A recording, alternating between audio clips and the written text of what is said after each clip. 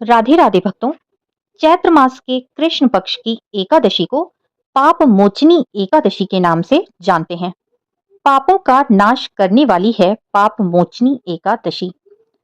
इस व्रत को करने से सभी तरह के पाप नष्ट हो जाते हैं, सभी तरह के कष्ट दूर होते हैं और पाप मोचनी एकादशी का व्रत करने से सहस्त्रों गौदान का फल तथा कई यज्ञों के बराबर पुण्य फल की प्राप्ति होती है। साथ ही ब्रह्म हत्या, स्वर्ण चोरी, सुरापान, गुरु पत्नी गमन जैसे महापाप भी इस व्रत के प्रभाव से नष्ट हो जाते हैं।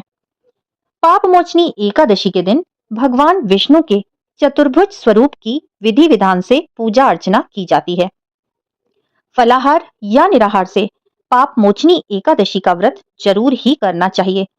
यदि आप शारीरिक रूप से असमर्थ हैं तो एकादशी की पूजा और व्रत के महात्म्य अथवा कथा को जरूर ही पढ़ना और सुनना चाहिए, क्योंकि इससे भी हमें कई गुना पुण्य फलों की प्राप्ति होती है।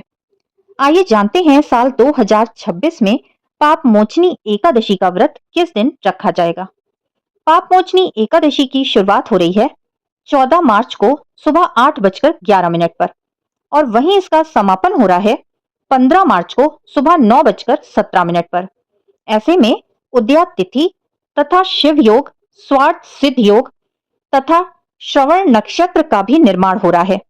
तो 15 मार्च 2026 दिन रविवार को पाप मोचनी एकादशी का व्रत रखा जाएगा।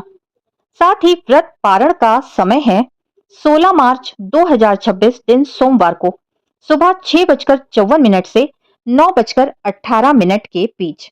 पाप मोचनी एकादशी का व्रत रविवार के दिन पड़ रहा है, तो इस दिन सूर्य देव को अर्घ जरूर दें, परंतु ध्यान रहे कि चावल का प्रयोग अर्घ में ना करें, बल्कि जल में ही काले तिल डालकर अर्घ दें, क्योंकि एकादशी पर चावल का प्रयोग वर्जित है।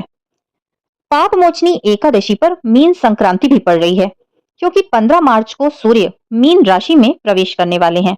इसलिए इस दिन स्नान दान का भी विशेष महत्व है। इस दिन किया गया दान अक्षय पुण्य फलों की प्राप्ति कराता है। भक्तों, एकादशी पर हमें कुछ बातों का ध्यान जरूर रखना चाहिए। आप सभी जानते हैं कि एकादशी 3 दिन का अनुष्ठान होता है, यानी दशमी तिथि से ये व्रत शुरू होता है और द्वादशी तिथि के दिन समाप्त होता है। एकादशी तिथि के दिन तुलसी दल बिल्कुल भी ना तोड़ें और द्वादशी को भी तुलसी दल नहीं तोड़ा जाता, तो पहले से ही तुलसी दल तोड़कर रख लें, क्योंकि एकादशी और द्वादशी पर तुलसी दल तोड़ना महापाप की श्रेणी में आता है।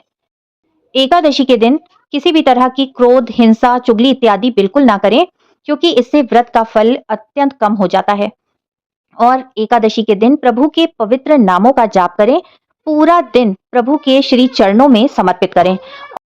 अगले दिन यानी द्वादशी तिथि के दिन नियत समय में पूजा पाठ आदि करके अपने व्रत को खोलें तथा दान पुण्य भी जरूर करें। और हाँ, निर्विघ्न व्रत को पूर्ण कराने के लिए प्रभु को धन्यवाद देना बिल्कुल ना भूलें। भक्तों, यदि ये वीडियो आपको पसंद आया और ये जानकारियां अच्छी लगी तो प्लीज ज्यादा से ज्यादा लोगों को शेयर करें, चैनल को सब्सक्राइब करें और वीडियो को लाइक भी जरूर करें। फिर से मिलेंगे मेरे चैनल कृष्णा माखन चोर पर। तब तक के लिए राधे राधे।